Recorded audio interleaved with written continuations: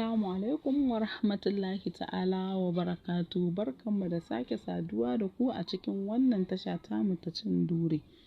Ni malamar cin gindi da cin dure da kuma malamar romancing da kuma malamar shan gindi da kuma malamar shan bura da kuma malamar shan dure.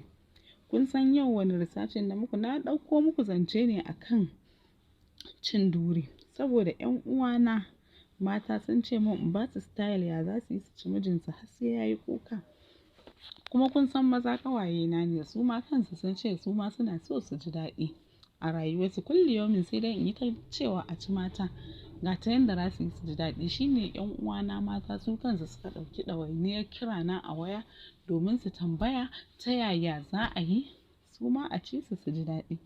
Ya ke 'yar uwata 'ya mace, ina mai baki shawara matuƙar kina so mijinki ya yi ihun da bai taɓa yi ba a rayuwarki ta duniya. Ki zaunar da shi ya yi miki irin zaman 'yan kaciya, ya tuna da yanda aka yi masa da za a mai kaciya, ya mannu da bango. Idan ya mannu da bango, kin ga wannan kan kaciyar ita nake so ki fara durƙusawa, ki danno harcenki daidai gurin, ban ce ki je ko ina ba, daidai gurin to sai ki yi mata tsotson minti. Idan kika mata wannan tsotson mintin sai ki sake ta, ya kike ganin za ta dawo? Ina tambayar ki tsakaninki da Allah, kika ma wannan wutsiyar tsotson minti ya kike ganin za ta dawo? To sai ki sake ta, ban ce ki zauna ba.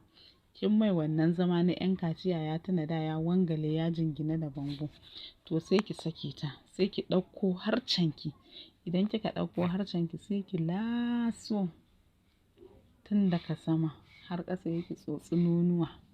Idan kika tsotsi nonuwa sai ki sake nonuwa, sai ki kama bakin shi ki tsotsa, sai ki ƙara gangaro da harcenki, sai ki kama nonuwa. Hannunki kuma kin yi rami da hannunki.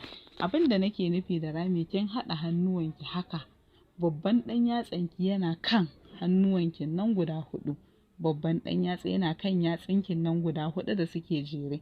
Sai ki haka, to kin ga zai baki wani dogon rami kenan da zai iya ritsa miki buran mijinki. Sai ki jawo ta ki ɗan dinga jijjigawa, ki ɗan dinga jijjigawa, sai ki yi sauri, sai ki danna bakinki a daidai gurin. Habawa ki dinga ja kawai kina goga, kina danna harcenki a daidai ramin gurin kaciyan nan, kina ja kina gogawa, kina ja kina gogawa. Kash!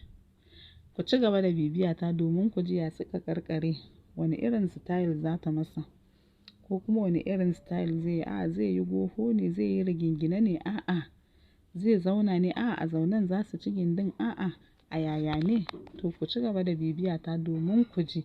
Ni malamar cin gindi na ce muku ku biyo ni domin ku ji ta yaya za a yi a ci wannan durin bayan an gama romancing.